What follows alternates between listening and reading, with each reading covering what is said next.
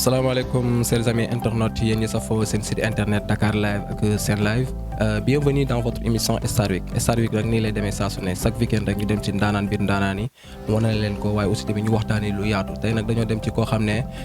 boo koy tudd sa xol day fees ki nga xam ne nee naa la il est le king des stades mais aussi tamit li muy def mu mun ko mu nekk un porteur de voix mais aussi tamit li gëm boppam taxawaay bu am solo fi nga xam ne mooy suñu réew di Sénégal mu nekk Mor Talla Gueye alias Nit Doff jaar nañ. waaw Paco maa lay nuyu maa lay ziar bu baax maa ngi nuyu aussi waa Dakar Live ak Sen Live di nuyu mbokku internet yi ñuy seetaan yëpp maa leen di nuyu leen ziar. Nit Doff tey bu ñu toogee fii di wax sa carrière juste répétition lay doon mais dañoo bëggoon rek nga defal ñu benn bilan durant sa 5 albums yi nga génnee depuis 2009 si 2007 ba tey yaa ngi existé nga def 5 albums est-ce que mën nga ñu defal benn bilan. waaw dinañ def bilan bu gàtt ñu résumer ko rek parce que mën nañu wax que ni carrière bi commencé na bien avant 2007 mais 2007 lañ xam Nit Doff quoi donc commencé na avant si underground nekkoon Louga ci yeneen groupe mais en tant que Nit Doff mi ngi commencé 2007 juillet 2007 la génne premier album tudde ko Mbedd bi waaye 2 ans après ci la génne beneen album bu tudd Hip Hop du ma sa deet en 2009 après ci lay commencé di def les tournées ci la initié aussi Show of the Year 2009 waaw après ñu bàyyi bi élection yi jàllee tout ça si lañ préparé génne 3e album bi moo tudd RDDR ragal du jéggi raay moo nekkoon 3e album bi après ci suñu 4e et 5e album benn double album lañ génnee ndoo quoi moom lañ génnee waaw en fin 2016 début 2017 donc loolu mooy 5 albums Nit Doff yi et puis loolu mooy début wu Show of the Year aussi ci gàttal daal loolu mooy discographie. ci gàttal ñu gis ne c'est sa album bi nga mujjee def ci 5 albums yooyu muy Roi d'Afrique lu tax nga décidé def Roi d'Afrique. waaw Afrique dafa nekk un thème buy ñëw tout le temps ci samay album parce que aussi dama jàppe que ne ñun artistes yi dañu am rôle bu mag bu ñu joué ci éveiller ak réveiller cette jeunesse. cette jeunesse africaine delloo leen seen fierté delloo leen seen véritable li ñu doon mooy royauté boobu noonu parce que dañ leen gëmloo que ni da ngeen dellu ginnaaw mënu leen a xalaat seen maam yi amuñu woon xel tada ba ñu dem ba développer benn complexe boo xamante si ni xamuñu réellement ñun la ñan parce que li ñu jàngal ci école yi lañ jàpp te li ñu jàngal ci école yi mooy histoire bi tubaab bi bëgg ñun ñu jàng ko alors que l'histoire demeewul noonu et que lépp lu baax ci àdduna bi fii la commencé. Que ça soit muy civilisation que ça soit muy ay état ay armée ay constitution lépp lu baax Afrique la commencé quoi après l'histoire et cette domination coloniale ak esclavagiste a fait que ni après bi gars yi jekkoo ils ont retapé l'histoire pour se sentir moins coupable ils nous ont fait croire que ni duñu ay nitu dara ay ñoo doon jaayante suñu biir amuñu woon xel bu ko defee dañuy dem ba xam ne ñun dañoo jàppe ne lu weexul rek wala mu nekk naar rek baaxul. donc à chaque fois ñu identifié wu dañuy bëgg a nuroog ñeneen ñi bëgguñoo nekk suñu propre histoire ñun africains yi alors que ñun on a des guerriers on a des gens qui ont résisté on a des gens yoo xamante ni la plupart Afrique dañ ko partagé woon ay rois gérer ko mais rois yooyu daawuñu gérer ci dictature dañ daan gérer ci constitution di dimbali néew gi doole yi lépp lu àdduna di doxe tey noonu la suñu royaume yi doon doxe après gars yi ñoo ñëw tas leen jël nañ sax ay roi def leen ay jaam yóbbu leen combattre leen def leen ay jaam donc yooyu yëpp dafa baax tey artistes yi di ci jël seen ay responsabilités exactement combat bi nga xamante ne nag suñu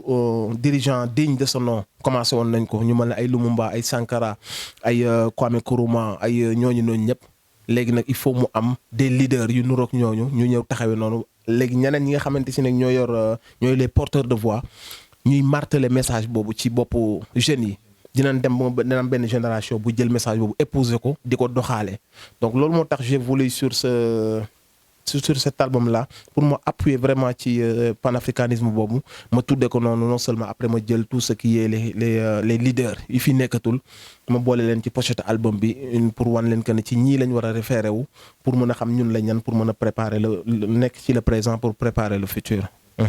préparer le futur ñu gis ne tamit ci sa 5 albums yooyu jël nga ci suma juumul 2 fois meilleur album le fait nga nekk Europe di œuvre fii Sénégal nit ñi di la xam. comment ça a été loolu nan nga ko mën a def parce que gis nañ fi artiste nekk Europe te kenn xamu ko mais Nit Doff dafa jëm ñëw def li nga xam ne kenn def ko fi mais aussi tamit banlieue bi ñëpp ràññee ko nan la demee loolu. waaw bi may dem Europe dama yóbbaale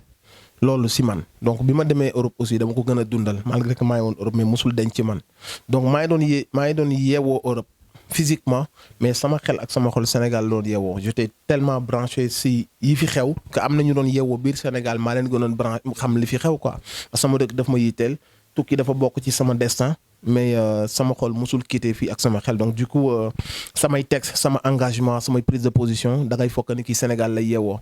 donc ce qui fait que bi may bind aussi booy dañ ci doon fiil seen bopp li mu doon wax booy dañ ci doon fiil seen bopp malgré que maa ngi doon nekk Paris et tout ça mais su ma bindee ba àggal booy dañuy jàppe que ni kii ku nekk Pikine di bind la quoi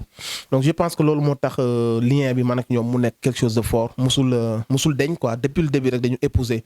le message de Nit Doff et que ils se sont retrouvés dedans donc ce qui fait que man aussi tegguwuma loolu parce que xam naa ne loolu mooy le véritable Nit Doff donc du coup ma continuer ci chemin boobu donc ce qui fait que musuma absent malgré que physiquement mën naa fi bañ a nekk mais musuma absent ci terrain bi que ça soit mu nekk ci samay thèmes que ça soit mu nekk ci samay activités que ça soit mu nekk ci ce contact bi ma am ak le public et tout ça donc loolu moo def un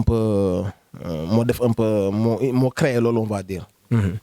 ci biir loolu sax dañuy commencé gën a waxtaan dugg ci question yi 2009 nga commencé li nga xam ne mooy sa projet show of the year bi ñu gis ne mun nañu wax ne Nit Doff ci projet boobu noonu fexe na ba feeñal ay jeunes rappeurs yoo xam ne nit ñi xamuñ leen woon te ces temps-ci ñu ngi percé ni buñ ootee nit ñi dañuy ñëw ñu ngi fay ko ay cachet yi graaw te nekkoo fi woon loolu yëpp liggéey boobu noonu comment ça a été mais dañoo dem ba ci biir gis après Nit Doff moom ak rappeurs yooyu noonu demetul noonu lan la. waaw ñuy sant yàlla parce que liggéey bi noonu la quoi. affaire bi da ngay ñëw avant may ñëw am nañu xàll man aussi ñëw naa xàll ñëw na am fu ma ko fekk am fu ma ko yóbbu man ak ñi ma bokkal génération def nañ sacrifice yu bari joxaat nañ gars yu bari envie ñu suivre rap Galsen joxaat nañ leen envie ñu dem ci stade yi fekk concert yi joxaat nañ leen envie ñu gëm que ni bu France amee bu Amérique amee ko bu Sénégal noonu la war a amee jeunesse bi di ñëw artistes yi di ci génn et que on est populaire on a fait croire à tout le monde qu'on est populaire nga xamante si nii comme ni nga ko waxee à chaque fois que l'occasion nous a été donnée on a essayé de faire profiter nos jeunes frères donc du coup voilà l'idée c'était ça l'idée c'est que su la yàlla joxe benn affaire boo ko téye pour yow kese day dommage quoi mais si tu essaies de partager loolu mooy li la war après nag ci biir partage boobu dina am des gens qui seront toujours reconnaissants dinañ def seen chemin dinañ am succès bi war mais ils seront toujours reconnaissants du respect et de mais boobu nga tendre jamono jooju noonu quoi. en fait it ba tey ñu ngi waxtaan sa biir wax yaa ngi wax ne affaire yi souvent daa am ñoo xam ne da ngeen di mën a ànd ngeen deal ngeen continuer deal ñi nga xam ne mënoo leen ànd continuer deal ngeen mu yam fa quoi mais ci biir loolu noonu sa projet show of the year bi bon projet yi bëri na ci dëkk bi mais say projet tax na boo yu bëri. même bu fekkoon ne nit ñi xam nañ leen mais foofu la leen nit ñi gën a ràññee te dañu doon gis dañ ci doon bokk à 100% léegi ñu dem ba ci biir gisatuñ ñu feeñ si damay jël comme le cas de Dip est-ce que mun nañ fi gis ne Dip mun na ñëw le 20 bi jouer ak le 29 bi. ba du lu ñuy bañ ñun tu vois mais je pense que ak nu mu demee nii jamono ñu toll nii pour dire la vérité xam nga je ne pense pas tu vois après live moo demee noonu quoi aussi tu vois. donc dina am nag vraiment toute la crème du rap Galsen toute la nouvelle génération ak les anciens ak les gars de ma génération ils seront là-bas après nag bon il faut pas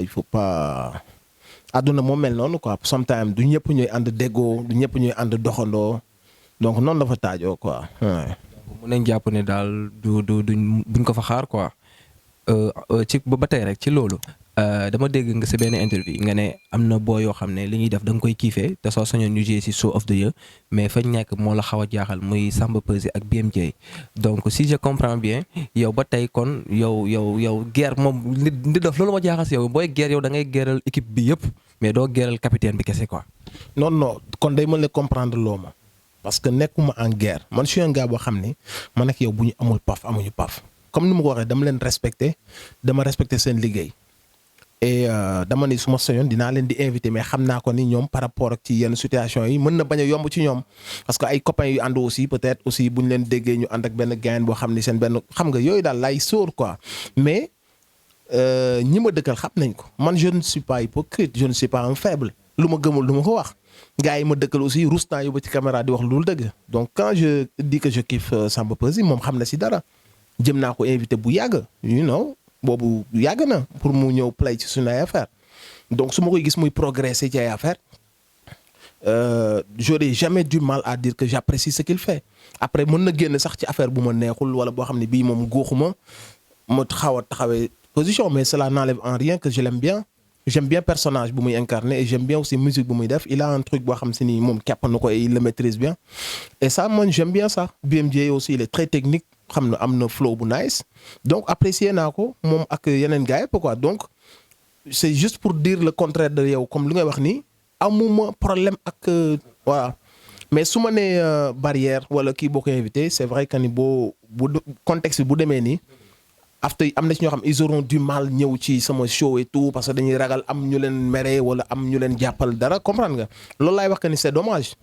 donc loolu kase la quoi donc du coup pour wane que ni aw ma problème ak tous ces gens là ouais. comprendre naa bu baax su ma la déggee bëggoo yàq groupe boo xam ne ñoom dañuy ànd comprendre en tant que grand quoi voilà léegi dañuy dem nag si li nga xam ne moo nekk show of the year bi nga def cette année ci nga bëgg a def le 20 def le 29 le 20 yaa ngi ko defee fi nga xam ne mooy stade Iba Mar mën nga ñu expliquer affaire bi nan la ak naka la parce que gis nañ ne ay jeunes talents yu bëri nar nañ ci jouer mais rawatina tamit ay rappeurs yu jógee Louga nan la affaire bi nar a demee incha allah. waaw affaire bi mooy loolu rek ça devient un truc national bu ñëpp bokk daaw on a fait venir ay groupe yu jóge Fouta yuy rap en pulaar cette année aussi dina am sama benn invité bu jóge Kolda buy rap en pulaar et ainsi de suite on essaie bu ñu gisee aussi keneen kuy rap en manjaak wala autre chose l'idée c'est que ñëpp gis ci seen bopp comme ni ñu ko waxee rek le truc dépasse nit dof xëy na ñun ñooy initiateurs yi mais lu ñëpp bokk la maintenant donc nouvelle génération bi dañ fay ñëw les anciens dañ fay ñëw les gars de ma génération middle school bi dañ fay ñëw donc l'idée c'est que tout le monde puisse exprimer son talent ci public bu mag et que ñu xam que ni aussi malgré que on n'est pas uni à 100% mais on est quand même uni à benn pourcentage bu considérable et loolu mooy philosophie show of the year mooy ñëpp gis ci seen bopp génération yëpp ñëw confronté wu ci benn night nga mën apprécier l'ancien la nouvelle génération nga mën xam nga loolu mooy le charme quoi loolu mooy charme bi et que ci démarche show of the year mooy ñu dem ba àgg ci beneen niveau boo xamante si nii day yaatu def nekk ay 3 jours 2 jours bu ko defee on pourra diversifier les choses étaler ko ci ay jours yu wute loolu yëpp projet la quoi. loolu yëpp projet la gis nañ chaque année da ngay jéem a innover parce que année passée su ma juumul da nga def Iba Mar après def Grand Théâtre gars yi naan mën na kaa mënu ko nga ñëw def guichet fermé bokk nga si ñu ko fi njëkk a def cette année si nga def le 20 fi nga xam ne mooy Sénégal nga bëgg a déplacé wu dem fi nga xam ne mooy Paris loolu mu nekk coup bu métti parce que xam nañ ne rap Sénégal amul xaalis boobu noonu parce que rappeurs yi amuñu ay partenaires yu ñu dimbale mais Nit Doff yow lan nga def ba réussir loolu yëpp ba pare est-ce que tamit yaa ngi ciy xaar yenn affaire yoo xam ne mën na la sonal en ce moment là. man pour man ngëm-ngëm la rek parce que aussi bu ñuy def Grand Théâtre ak le lendemain Iba Mar am na ñu gëmul woon que ni mën nañ def 48 heures guichet fermé mais ñun man gëm naa ko parce que su ma ko gëmul woon du ma ko def. te aussi dama am yaxin que ni y a un public demandeur bu soxla ñu leen di proposer ay défis ay défis quoi donc du coup man j'ai pas peur de prendre des risques et au pire lu ñu mën a def mooy ñu échouer mais même bu ñu échouer on aura le mérite d'avoir essayé des choses man noonu laay gëmee noonu laay doxee quoi donc c'est sûr que ni cette année aussi comme depuis plan bu njëkk ba bu ñu delloo ci samay interview di njëkk je disais toujours que ni dañu bëgg parvenir à jël show of the year di ko yóbbu ci yeneen dëkk di faire voyager des artistes d'ici yóbbu leen ci yeneen dëkk ñu jéem a jaay suñu rap di ko déglul non seulement les Sénégalais qui sont là-bas les Africains qui sont là-bas mais aussi les Européens ou les Américains ñu mën gis aussi les jeunes talents qui sont là yoo xam ni amuñu woon occasion trop voyage yi ñu ñëw gis leen et qui sait mën nañ fa fekk ay festivaliers wala ay producteurs ñu intéressé leen mu mën a aboutir à quelque chose quoi donc loolu moo tax cette année on a décidé d'aller en France pour deuxième date bi mooy le 29 et l'idée mooy liggéeyal rap Galsen kawel ko yóbbu ko ci beneen étape boo xamante si nii jàppe nañ ko ni mérité na ko parce que y a beaucoup de talent yu am possibilité yëngal jamono te amaguñ chance su voyage te xam ne difficulté yooyu yëpp quoi donc nous on essaie de faire tomber ces barrières là et qu'on aide suñu yeneen collègues artistes yi ñu am la possibilité de s'exporter d'aller xam li xew faneen et puis ce plaisir là en tant que un artiste d'aller jouer ailleurs ci beneen public ak ci beneen réew ci beneen kii donc on essaie de rendre tout ça possible grâce à Dieu grâce à aussi promoteur bi ñuy liggéeyal muy Chaim grâce aussi au public yu ñuy soutenir depuis le début ñoom ñoo nekk suñu sponsor officiel tout ce qu'on a fait gars yi tàccu nañ ko et on l'a fait sans sponsor. Tu vois, gars, ils sont éblouis. Waouh, les gars, et on l'a fait juste avec le minimum. Donc, ce qui fait que c'est très difficile de travailler dans son pays finalement. On est des jeunes, on rêve de faire les choses de manière grandiose, mais après, il n'y a pas cette machine-là derrière qui va appuyer. Exactement. Parce que aussi, c'est dommage que ces jeunes qui sont dans une affaire. Ils ont ce drapeau, de créer une industrie avec un rêve qui est cette année. Wala ngay xol ko ni bokkuma ak ñom opinion politique wala bokkuma ak ñom position yi may jël donc dama leen tëjal samay porte mais soo gëmee ni yàlla moo fi nekk nga am ngëm-ngëmu bopp am na nooy dilanteeg public bi on peut déplacer des montagnes donc du coup man noonu laa koy gëmee certes les difficultés sont là mais on reste positif on reste motivé et puis on n'est pas tëjuñu suñu bopp toute personne boo xamante si nii bëgg nga teg loxo si affaire yi nga naan nekk sponsor whatever on est ouvert sauf que pour rien au monde, on changera notre discours, notre engagement, notre volonté de représenter le peuple. Vous faites que l'on est sponsor. Je sais que je suis sponsor sur ma live parce que c'est ce que je sponsor. Je représenter mon peuple, parler pour eux, prendre position pour eux. Sponsor bi gëna mag moy public bi quoi tu préfères public bi doon sa sponsor voilà mais ci biir loolu ni def wax nga ko sax léegi sa biir wax parce que boo xoolee te yaa ngi wax ne yenn autorités yi dañoo war a ñëw c'est forcé c'est obligatoire ñu ñëw parce que rap bi léegi industrie la parce que gis nañ ci ñu bëri ñu ngi ciy dugg te ñu ngi ciy bëgg a dem mais mesure d'accompagnement yooyu amul mais on a vu que ne yow da nga am benn position boo taxawee est-ce que tamit loolu tamit sonal la benn côté parce que ba ma defee sax statut ne yow laa invité am na ku ma envoyé message mu ne ma moom demam France am bi dafa mel ni sax ay rappeurs Pastef la yóbbu. waaw tu sais nit ñi seen xel yi dañuy dem dugg fu bizarre tu vois man j'ai invité des gars yoo xam ne peut-être bu ñu àggee ci cité leen sax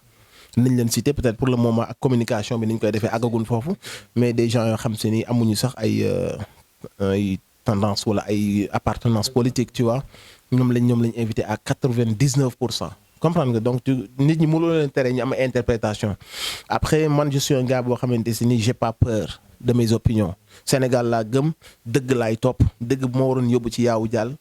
tey ci guddi ci yaawu jàll nga may dégg dëgg rek laay xencu donc foo ma dégg rek xamal ni dëgg moom fa yóbbu ak bëgg sama réew après je défends mes positions samay ngëm-ngëm mes principes et convictions j'ai pas peur après des répercussions je suis quitte avec ma conscience kenn fayuma kenn neexaluma et sax daf may sax jural ay gàllankoor mais fierté laa ciy jëlee ak satisfaction de savoir que ni wàccuma sama yoon maa ngi toujours ci yoon bi ma jëloon mooy représenter mon pays parler pour le bas peuple dénoncer les injustices taxawee position boobu noonu quoi donc position boobu noonu dama koy topp rek suite logique lay doon tey boo ma déggee ñu ne Nit Doff dafa jege président Ousmane Sonko xamal ni dëgg jooju ak bañkat boobu ma doon xencu ak bëgg sa réew boobu noonu ak bañ injustice ak yërëm askan bi xamal ni loolu laa xenc ba fekk ko foofu noonu loolu noonu fii ak ma nga fa du ma quitter foofu noonu comprendre nga donc je suis tellement à l'aise dans ce truc là que je l'assume et que les répercussions yi ma mën a amal mënul nekk lu may déranger quoi il y a beaucoup plus de satisfaction que de trucs négatifs derrière.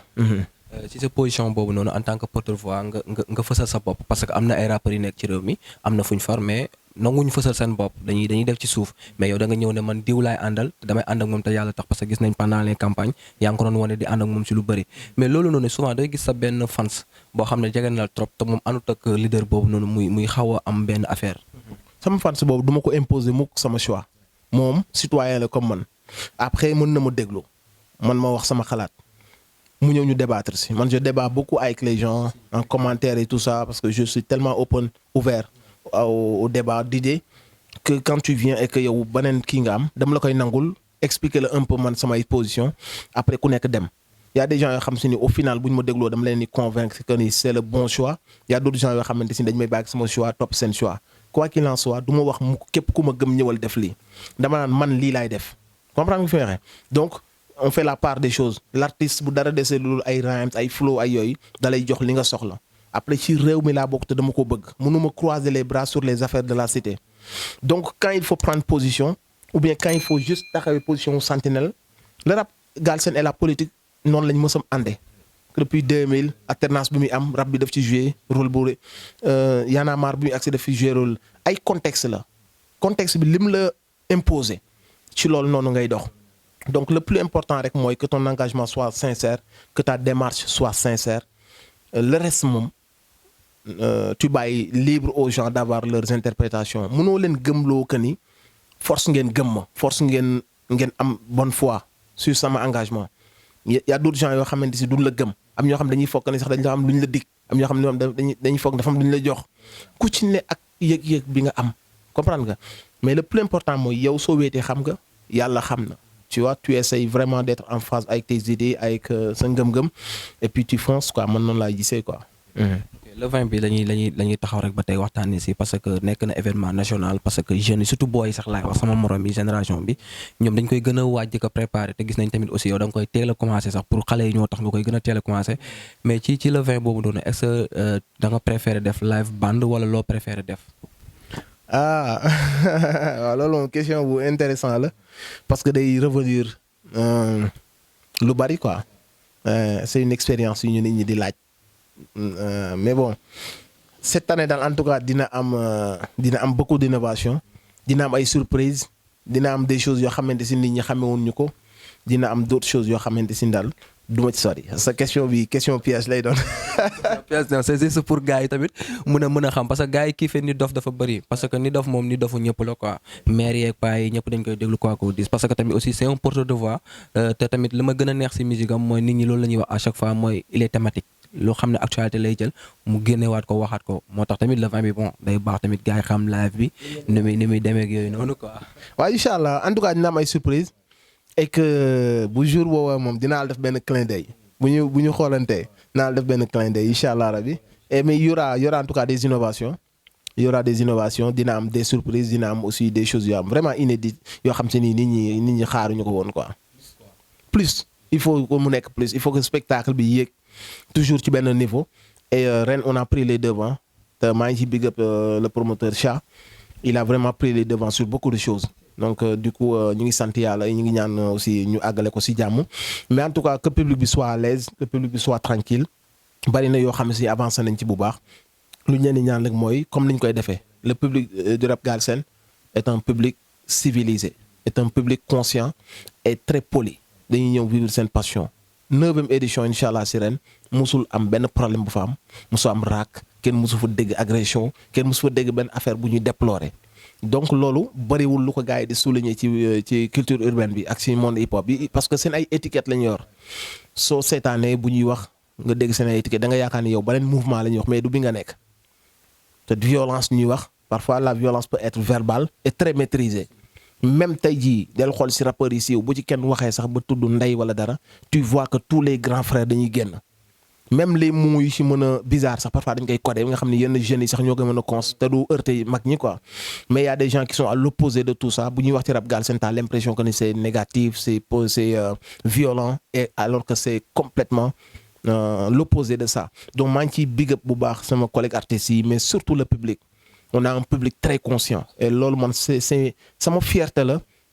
ñu mën a bàkkoo que ni 8 éditions jàll na musul am paf non fi ñu koy defee ak xam nga jeunesse bi ak fougue boobu yëpp ak tàngoor bi nekk ci ñoom ñu ñëw passer des heures te déggoo fa paf loolu c'est à saluer donc maa leen di invité waat ci même ambiance boobu ak même état d'esprit boobu et ñu dellu sigil rap Galsen sigil suñu drapeau qu'on passe des heures ensemble. Dans la festivité dans la bonne ambiance donc yeah. balaa ñoo dem le 29 France parce que ñaari programme yi bokkul la ticket yi le 20 ñaata la ak tamit ku ko soxla nooy def. waaw le 20 ticket yi ce sera à 2000 francs prévente bi jour J 3000 francs VIP 5000 francs donc après gars yi ko bëgg yëpp bu ñu jógee ci réseaux sociaux et tout ça numéro téléphone yi fi ñu ko mën a amee parce que on a des numéros partout à Dakar bu da ngay jël ci numéro bi rek. région yi aussi waaw boo ootee ci numéro dañu lay jox repère yoo xam ni tu ne te déplaces pas di nga am sa numéro et puis y a d'autres tickets aussi d'autres tickets mën nga fa jënd ticket fi nga toog tu payes pas de frais tu achètes avec ton téléphone fi nga nekk tu rentres ci d'autres tickets seen site bi nga jënd sa ticket fi nga toog et puis tranquille waaw. léegi dañuy dem ci le 29 bi nga nar ko defee France ci France boobu noonu est-ce que mën nañ xam Nit Doff ñaata artistes sénégalais nga nar a yóbbu. waaw xam nga c'est pas facile c'est une première ñu génnee ko mais on a quand même fait des efforts de jël des artistes yoo xamante ci nii yàlla def na que ni mësugun woon génn on a vraiment voulu marquer le coup en prenant des artistes yoo xam ni seen talent ak seen dayoo may na leen ñu dem fépp ci àdduna bi mais xëy na aussi amuñu woon occasion bi on a vraiment insisté à ce que mu nekk des artistes yu mel noonu ñu boole leen si. bu loolu weesoo y a d'autres artistes de la nouvelle génération yoo xam si ni boole nañ leen si y a d'autres gens qui sont sur place aussi yoo xam ne ñoom ils sont déjà calés waaw dinañ def suñu groupe daal jël suñu drapeau dem. et loolu mooy mission bi mooy taaral boobu. di ngeen jël seen drapeau dem muy drapeau Sénégal mais drapeau Louga aussi dafa war a flotter foofu noonu rapport Louga yi am na ñu war a dem. waaw incha allah rabi xam nga man lu may def Louga moo ciy jiitu ak lépp lu may def mais incha allah rabi c'est un travail à long terme et on y va mollo avec les possibilités comprendre nga donc là on est en train de travailler en proximité avec des artistes lougatois. J'ai déjà signé quelqu'un bu jóge foofu bu tudd Yanko il a pratiquement fini son album et il y a la nouvelle génération aussi qui travaille yoo xam ne ñi ngi sama wet ñu ngi waxtaan ñii maa ngi leen di déglu ñii naturellement bu ñu tollee si yenn niveau yi nan am lu ñu jël ak ñoom quoi mais bu loolu weesoo on leur fera jouer ñi ci am niveau on leur fera jouer ci sunu show yi et jour bu ñu tollee aussi ci génnee leen Yanko dina ànd ak ñun à Paris incha allah et bu ñu tolloo aussi faneen parce que aussi je suis lougatois mais je suis sénégalais. L'artiste kaolackois c'est mon artiste, l'artiste thiessois c'est mon artiste, Tambacounda et tout. Donc damay toog parfois ma ni un tel moom gars il faut ñu def le tour pour mu dem Italie parce que on a des dates yu ñu nekk di kale ni après tu vois. Donc l'idée mooy qu'on essaie de donner de la chance à tout le monde ñu topp parfois aussi fibre patriotique boobu lougatois là c'est bien mais fibre artistique bi ak mérite bi il faut aussi ñu koy mettre en avant. Y a des gens yoo xam ne awma ak ñoom benn link et pourtant damay toog sama xel nekk ci ñoom xam nga fi may waxee parce que mérite la quoi ak talent comprendre nga donc yàlla baax na daal. En fait tamit Nitdoff boo paree ci sa projet bi nii Show of the Year cette année ci est-ce que mun nañ xaar album bi 2020. waaw incha allah 2020 moom mënuma ñàkk a génnee album parce que là déjà sori naa ci album bi et que depuis boobu ak léegi ñu ngi ma koy laaj sonal lañ ma trop loolu nag mën nar a nekk 28 waaw.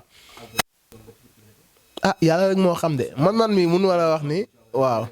lépp nga ba ko ñëw toog Sénégal nekk sa studio di job donc kon mën nañ xaar lu raw li fi nekk quoi. waaw def nañ double bu ñu neexee mën nañ ñëw génne benn bu ñu neexee mën nañ def triple parce que mu ngi fi son yi mu ngi fi après aussi kii la rek stratégie la quoi dañuy xool jamono jooju lu mu laaj peut-être bu ñu ko war a génne ñu def loolu quoi en tout cas maa ngi studio di liggéey et que je dois sortir l'album des gars yu fi nekk ñoom Yanko Kézé tout ça.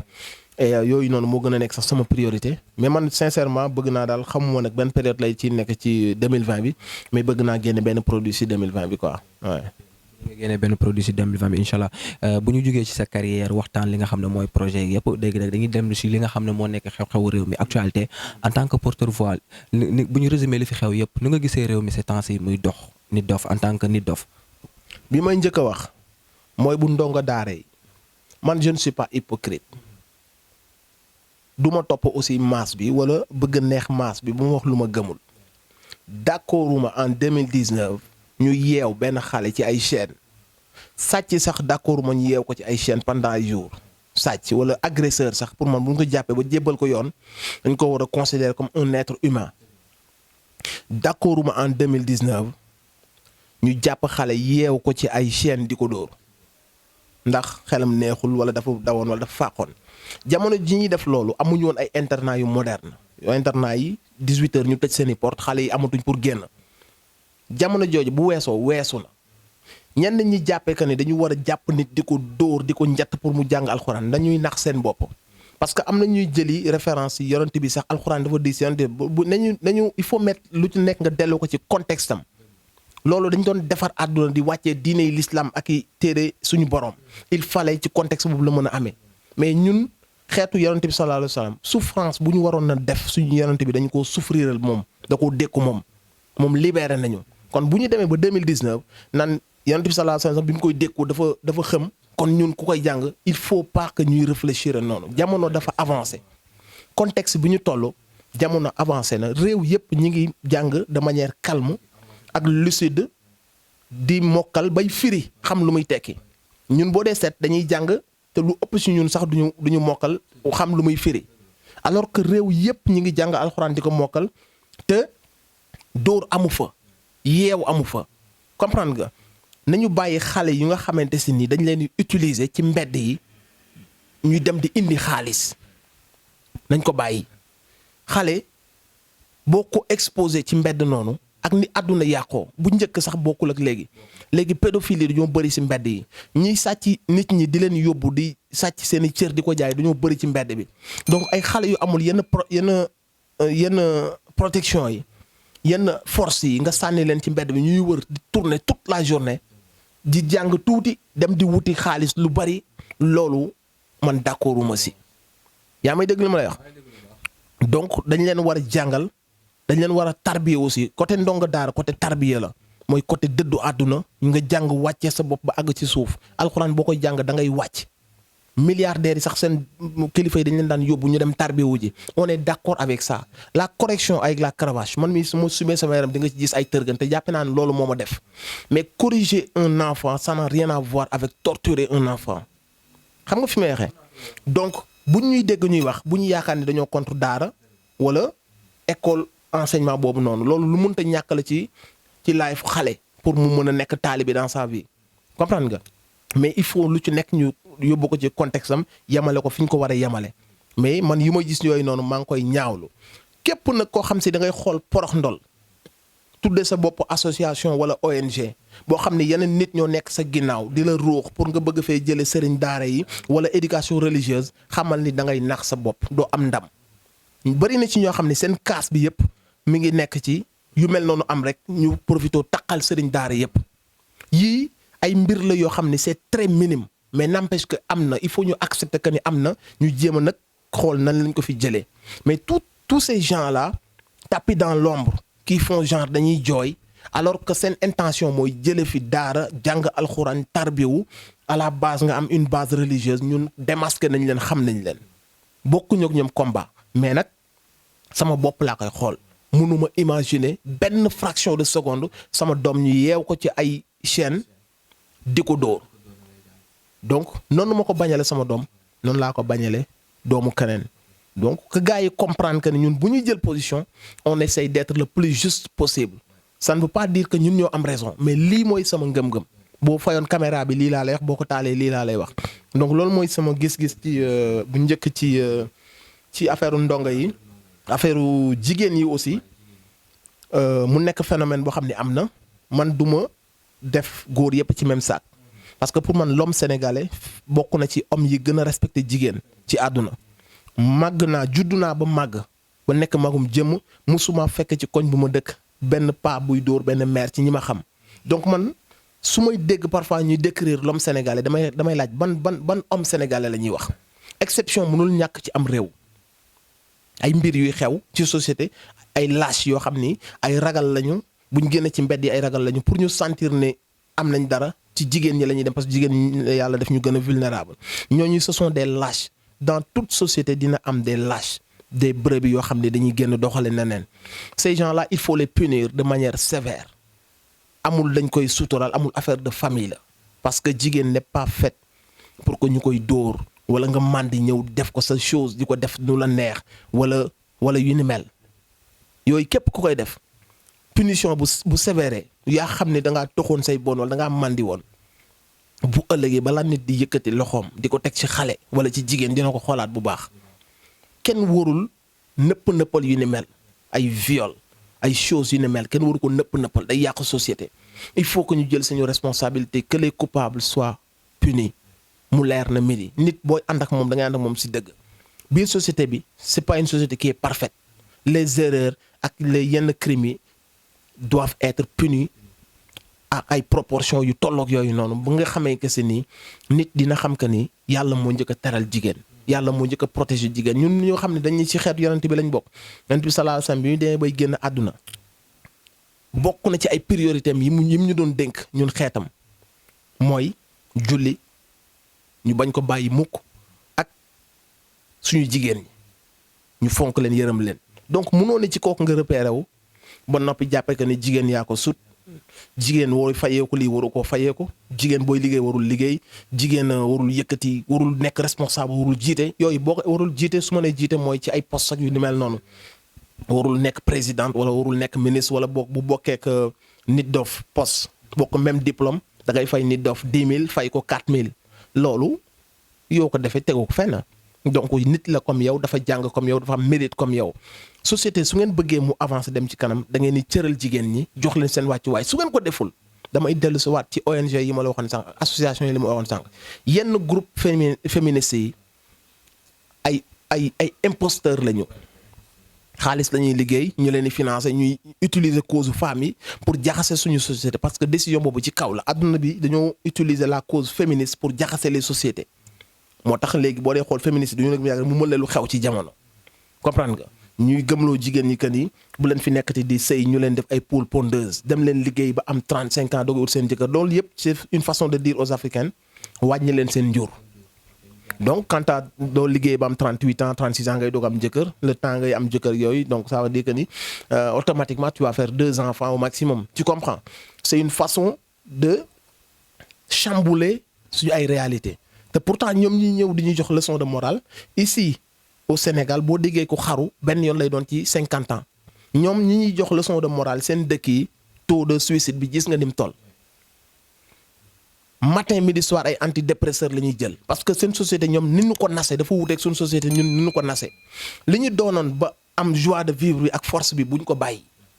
c'est pas parce que ay nit dañuy suuf ay ONG ñu ñëw rax ñu di ñu gëmloo yenn yi que dañuy bàyyi suñu réalité ñun fi ñu nekk nii mooy bu baax bi.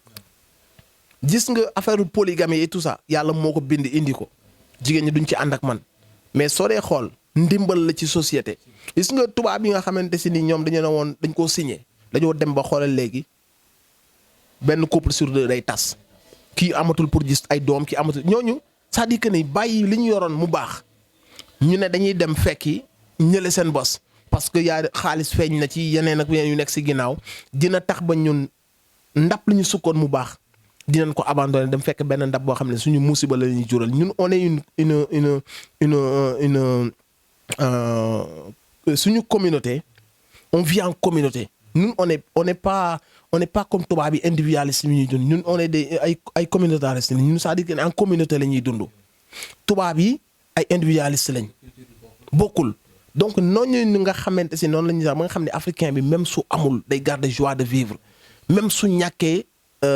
xaru du ko traverser l'esprit c'est-à-dire que ni société bi ni mu defaree woon moo tax bi nga xam ne si même ñàkk mën ngaa dund ak moom mënul génnee sourire sa lèvre soo waree fecc da ngay fecc soo waree solu da ngay solu ci kaw ñàkk yooyu noonu moo doon suñu société. te dañ ko donn di ko donn ay génération léegi nag tubaab bi rax nañu ak ay ONG ak ay idéo jël xaalis di ko tuuf yenn association yi il faut pas nag ñu def amalgame il y a des féministes yoo xam si ni elles sont engagées de manière sincères, elles sont là pour défendre les femmes parce que société boo demee les enfants et les femmes ñooy gën a vulnérables y en a yoo xam ni pour de vrai dañuy défendre la cause des femmes mais maintenant il y a des imposteurs yu ñu rax et dañu bëgg a chambouler dañu bëgg a monter les femmes contre les hommes def ko compétition def ko rivalité te loolu day yàq société day indi xiirante musul demee noonu te waru ko demee loolu aussi maa ngi koy dénoncer ci actualité yi. bu loolu weesoo aussi mooy politique bi ah. waaw loolu laa bëggoon waxtaanee balaa ngaa tëj mooy gis nañ ne suñu réew mi bu njëkkoon dañuy gis ne ki nga xam ne mooy jiitu du def loo xam ne ay looxoor la mais ñoom ñi nga xam ne ñoo nekk suñuy mun naa ne suñuy idole lañ sax benn côté woon mais léegi nagatuñ ay référence quoi qu'on dise parce que nit ñi bàyyituñ leen sax xel ñoom léegi ñooy looxoor réew moomu noonu kon fan lay jëm. waaw ñun on est dirigé pour la plupart du ñëpp nag par des voyous des voleurs des comploteurs. des imposteurs waaye des colonialistes des complices yoo xamante si ni njatt askan bi moo leen tax a jóg enrichir ci doowu pauvre yi moo leen tax a jóg comploter seen biir se partager le gâteau moo leen tax a jóg wane nañ ko ci seen lépp waaw loolu nekkatul lu ñuy wax lu ñëpp xam la. ay voyous yoo xamante si ñu ngi ci kaw askan bi di leen tuur ay faux billets nga gis benn maire boo xam ni business bu mu yor lépp boo ko booleen ba boole ko 75000 la bis ñëw ñu jox ko 75000 faux billets mu def ni def naa ñu jàpp ko ci 75000 faux billets yi marché am daanu ba pare mu risque ci jeel yow mi tuuf faux billet bi nga jël vrai faux billet parce que changé nga ko nga nekk sa jàmm parce que tu es protégé wala am nga yenn humilité yu lay wane que ni neexoo jàpp dañoo jàpp Bougazelli rek. mais ñi jaarale ci port bi bon bi nga xam si ni mu ngi yàq jeunesse bi c'est des autorités yoo xam ni ils sont protégés comprendre nga fi mu waxee tooxi doona yi gaañ askan wi bu weesoo sàcc gi ñuy sàcc kees gi moom dañ koy tibb bul sonal sa bopp non mais non loolu kenn waxatu ko hôpitaux yi xam nga boo gisee ni mel kenn du faju dem nga si région yi gis nga ni hôpitaux yi mel doo amul rajo kenn du la faj boo amul xaalis c'est mort pour yow clinique yi c'est cher médecin yi da ngay dem dëkk yoo xamante si ni amuñu ay anesthésiste mi ngi ci clinique yi parce que moo ëpp xaalis amuñu pédiatre amuñu gynécologue te dëkk la bu rëy làmmiñ parce que am nañ ñu jox micro bi ñu leen di waxal ay affaire émergence ak affaire yu ni mel parce que ñun xëy na njatt nañ ñu foo xam ne nax ñu day yomb léegi la ñu jaariñ ci diine léegi la ñu jaariñ ci suñ star yi léegi la ñu jaariñ ci suñ mbër yi fu ne lañ ñuy jaar donc askan wi ay victime la ñu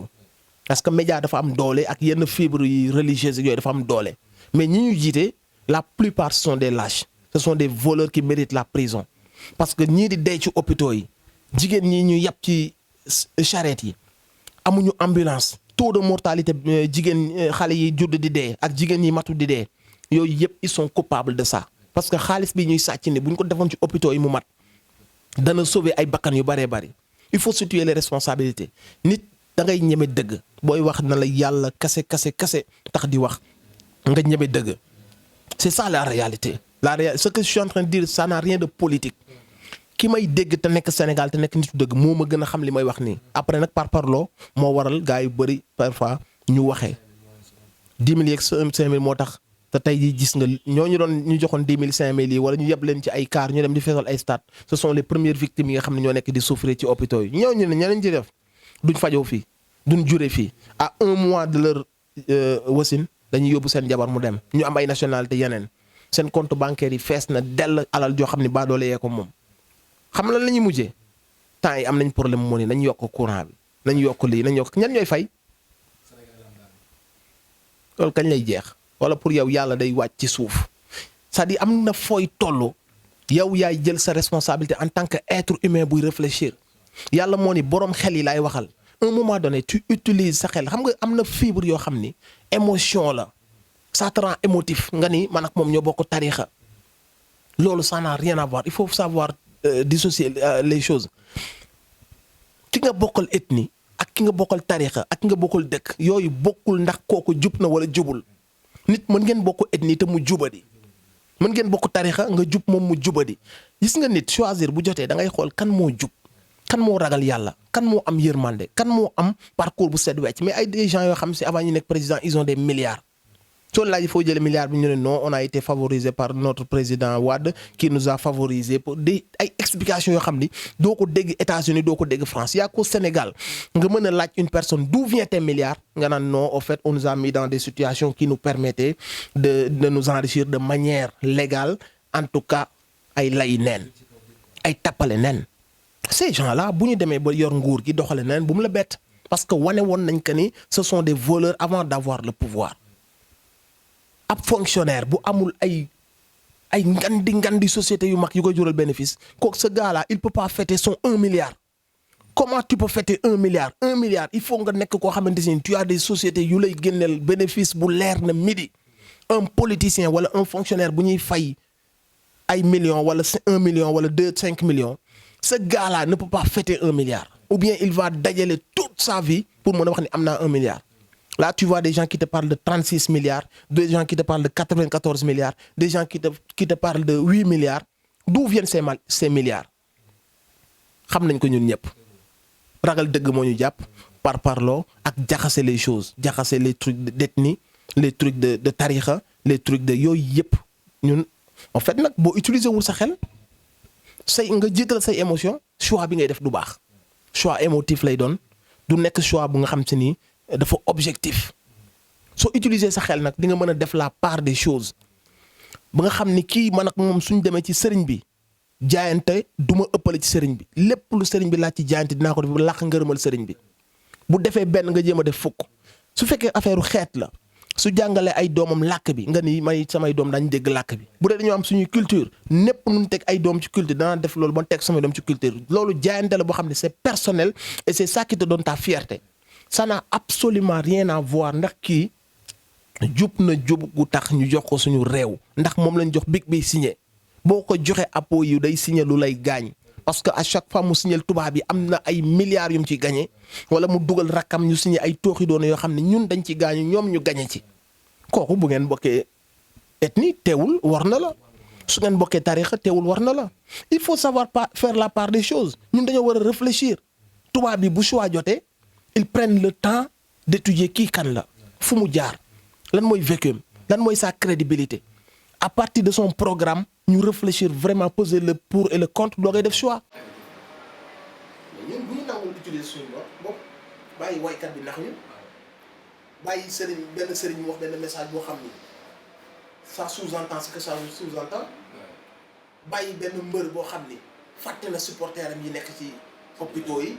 fàtte na supporteram yi nekk ci agression bi fàtte na supporteram yi nekk ci lëndëm gi ci région yi fàtte na ñooñu ñëpp kooku noonu ànd ak kenn rek nga di come on mais yow dans tout ça nag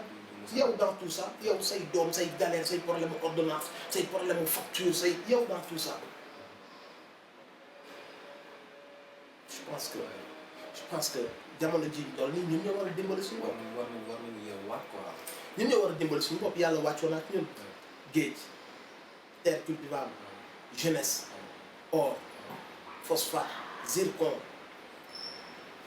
ñàkk ñu dara. non loolu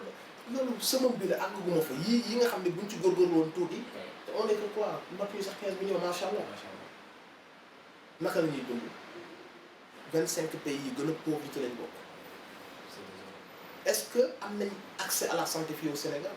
alquran karim xam ne fu ma demee hôpital ay xuloo lay doon ak ay jooy parce que dama fay fekk dama jàpp que lii mënut a nekk douche hôpital yi brancard yi rendez-vous yi ñuy jox malade yi 6 mois parce que on n'a pas assez de médecins yu war a opérer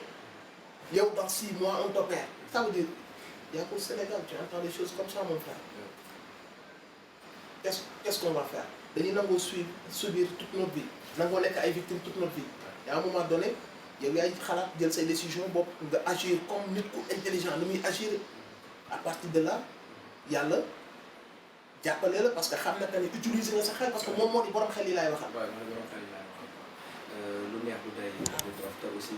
macha allah émission bi neex na trop lan ngay tàggatoo nga xam ne safoo bi toog fii safoo Dakar Live ak Sen Live. waaw Dakar Live Sen Live maa leen di bëgg si ñëw bi si yitte yi ngeen def aussi ba ñëw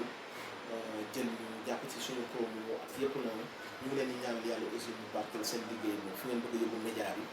waaw mu suub seen jot incha allah rabi di bëgg ñëpp di tuubal ñëpp aussi man samay kàddu aussi sama yëg-yëg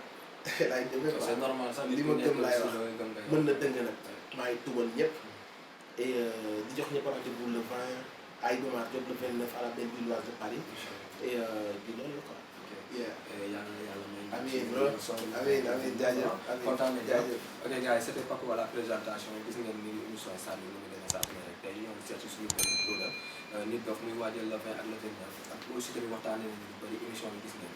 nii lay demee saa su ne rek saa su ne ñu dem gis benn daanaka waxtaanee moom di remercier aussi équipe technique bi di remercier samay cameraman di leen jox daje à la prochaine fii ci Dakar Live ak Sen Live merci.